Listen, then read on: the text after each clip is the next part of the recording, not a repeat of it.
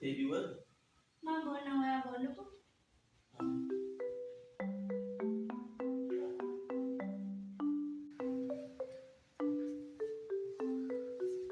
මම දැන් ඔච්චර කල්පනා කරන්නේ.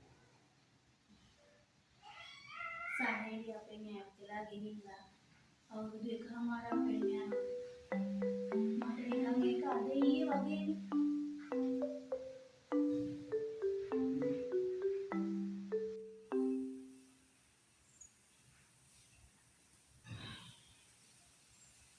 ශානුටත් දැන් අවුරුදු එකමාරක් වෙනවා. මම ඔයාට හොඳ වයිෆ් කෙනෙක් වුණාද කියලා දන්නේ නෑ ධනුෂ්ක. ඒ වුණාට අබීටයි ශානුටයි හොඳ අම්මා කෙනෙක් වුණා නේද? මම කල්පනා කරගෙන නෑ මගේ කුසෙන් වෙදුවට ලේකිරි කරලා දුන්නාට මේ ළමයි දෙන්න මගේ පණ වගේ ධනුෂ්ක.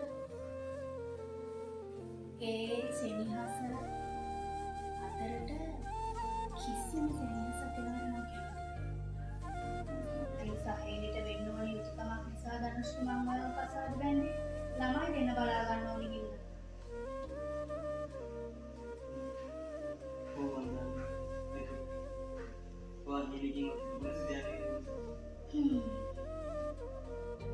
මම සමාව වෙන්නේ. ඔයා සමාව ගන්න ඕනේ නෑ ධනුෂ්ක.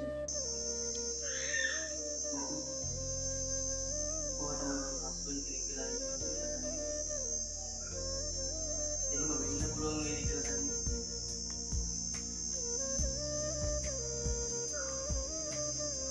අනේ මම මොනවා කාටද? මම තාමත් මගේ වටතෝනේ.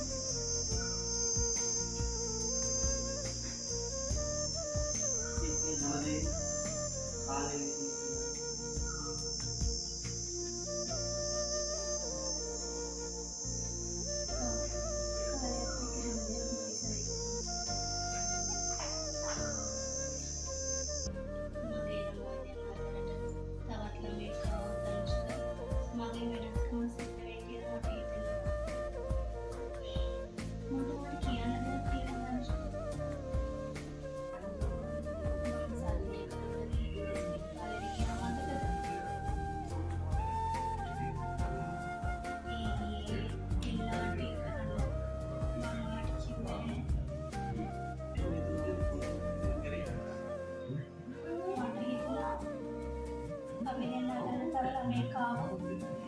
මේ ළමයි දෙන්න වෙනස්